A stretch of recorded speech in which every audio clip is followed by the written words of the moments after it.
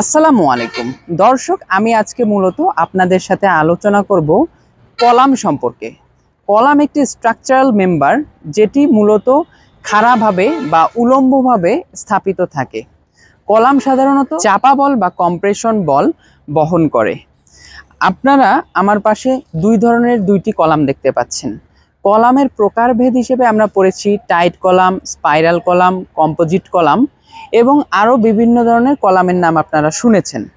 আমার ডান পাশে যে কলামটি আপনারা দেখতে পাচ্ছেন, এই কলামটি হলো স্পাইরাল কলাম। স্পাইরাল কলামের ক্ষেত্রে প্রধান রড বা যেই রডগুলো উলম্বভাবে স্থাপিত থাকে সেই রডগুলো ন্যূনতম 6টি হতে হবে। এবং আমার পাশে একটি আপনারা টাইট কলাম দেখতে পাচ্ছেন।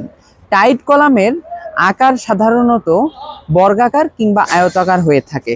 আপনারা আমার পাশে যেই কলামটি দেখতে পাচ্ছেন, এই কলামটি হচ্ছে আয়তাকার।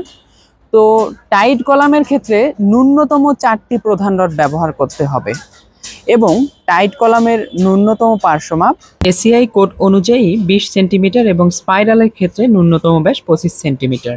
কলামের এই ভার্টিক্যাল বা উলম্ব যেই প্রধান রডগুলো রয়েছে, সেই রডগুলোকে একই অ্যালাইনমেন্টে ধরে রাখার জন্যে আমরা কিন্তু রিংয়ের মতো একটা পারপেন্ডিকুলার রড বাঁধা দেখতে পারি।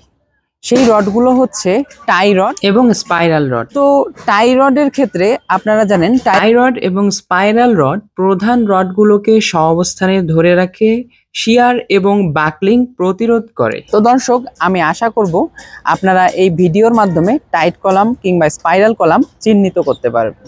ধন্যবাদ সবাইকে। আসসালামু আলাইকুম।